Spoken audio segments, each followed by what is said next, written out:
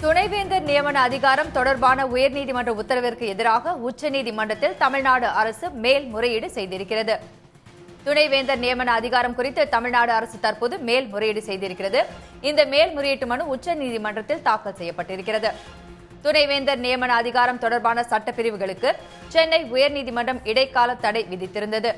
இந்த தீர்ப்பை எதிர்த்து தற்போது தமிழ்நாடு அரசு உச்சநீதிமன்றத்தில் மனு தாக்கல் செய்திருக்கிறது. சென்னை உயர்நீதிமன்றத்தின் இடைக்கால தடை உத்தரவை ரத்து செய்ய வேண்டும் என மனுவில் தமிழ்நாடு அரசு கோரிக்கை விடுத்திருக்கிறது. துணைவேந்தர் நியமன அதிகாரம் தொடர்பான உயர்நீதிமன்ற உத்தரவிற்கு எதிராக உச்சநீதிமன்றத்தில் தமிழ்நாடு அரசு மேல்முறையீடு செய்திருக்கிறது. துணைவேந்தர் நியமன அதிகாரம் தொடர்பான சட்டப்பிரிவுகளுக்கு சென்னை உயர்நீதிமன்றம் இடைக்கால தடை விதித்திருந்தது. இந்நிலையில் தற்போது இந்த உத்தரவிற்கு எதிராக உச்சநீதிமன்றத்தில் தமிழ்நாடு அரசு மனு தாக்கல் செய்திருக்கிறது.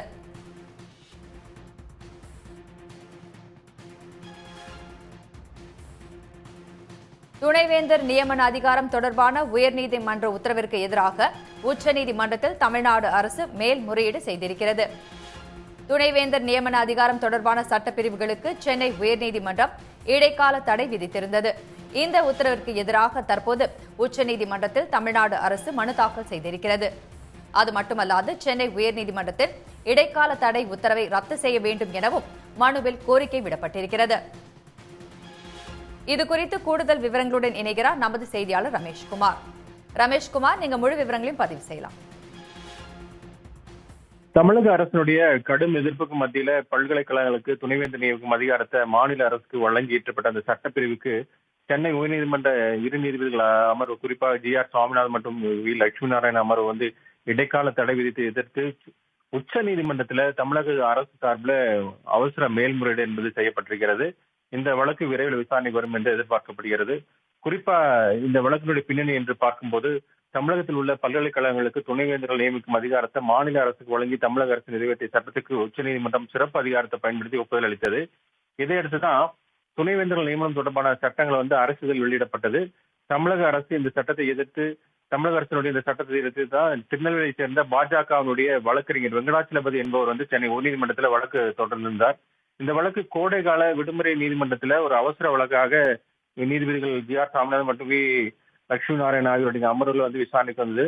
அப்போதே இந்த வழக்குல தமிழக அரசு சார்பில் ஆஜரான வழக்கறிஞர் PS ராமன் தமிழக அரசினுடைய சட்டங்களுக்கு தடை கோரிய மனுவுக்கு பதிலளிக்க போதிய கால அவகாசம் தர வேண்டும் என்றும், சட்டங்களுக்கு அரசிதழ் வெளியிடப்பட்ட பிறகு மொத்தமுள்ள 10 பல்கலைக்கழகங்களுக்கு 2 பல்கலைக்கழகங்களுக்கு மட்டுமே துணைவேந்தர் தேர்தல் குழு நியமிக்கப்பட்டுள்ளதாகவும், எனவே போதிய கால அவகாசம் வேண்டும் என்றும் அவர் கேட்டுக்கொண்டார்.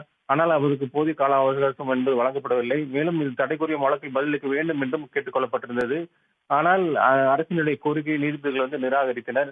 இதே போல தமிழக உயர்கல்வித்துறை சார்பில் ஆஜரான மூத்த வழக்கறிஞர் P வில்சனும் துணைவேந்தர் நியமனம் தொடர்பான பல்கலைக்கழக மானியக் குழு விதிகளை எதிர்த்த வழக்கு உச்சநீதிமன்றத்தில் நிலுவையில் இருப்பதாகவும், அதனால இந்த வழக்கையும் உச்சநீதிமன்றத்திற்கு மாற்றக் கோரி மனு தாக்கல் செய்யப்பட்டுள்ளதாகவும், இந்த வழக்கை அவசரமாக விசாரிக்க எந்த ஒரு அவசியமும் இல்லை, முகாந்திரமும் இல்லை.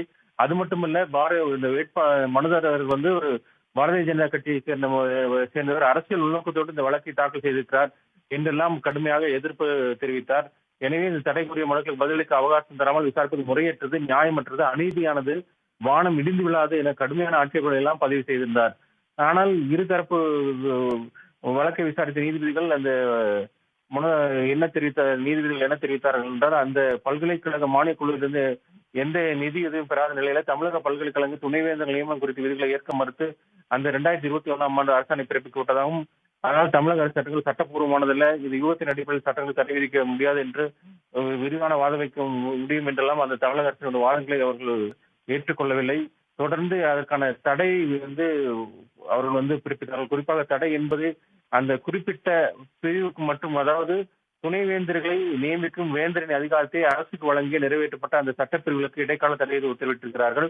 இந்த தடை உத்தரவை எதிர்த்துதான் தற்போது உச்சநீதிமன்றத்தில் தமிழக அரசு மேல்முறையீடு செய்திருக்கிறது. அந்த மேல்முறையீட்டு மனுவில் இந்த வழக்கு விசாரணை ஒரு அவசரமாக விசாரிக்கப்பட்டிருக்கிறது. எந்த ஒரு பதில் மனு தாக்கல் செய்ய எந்த ஒரு கால அவகாசமும் தரப்படவில்லை. மேலும் ஏற்கனவே தொடர்பாக இந்த வழக்கை மாற்றக்கோரிய வழக்கு உச்சநீதிமன்றத்தில் நிலுவையில் உள்ள போது அதை ஏற்றுக்கொள்ளாமல் இந்த வழக்கு என்பது விசாரிக்கப்பட்டிருக்கிறது. எனவே இந்த உத்தரவுக்கு தடை விதிக்க வேண்டும், இரு நீதிபதிகள் பிறப்பித்த உத்தரவுக்கு தடை விதிக்க வேண்டும் என்று இந்த மனுவில் கேட்டுக் கொள்ளப்பட்டிருக்கிறது. இந்த மனு விரைவில் விசாரணைக்கு வர இருக்கிறது. கூடுதல் விவரங்களுக்கு நன்றி ரமேஷ்குமார். உடனுக்குடன் செய்திகளை தெரிந்து கொள்ள சன் நியூஸ் பெல் ஐகானை கிளிக் பண்ணுங்க.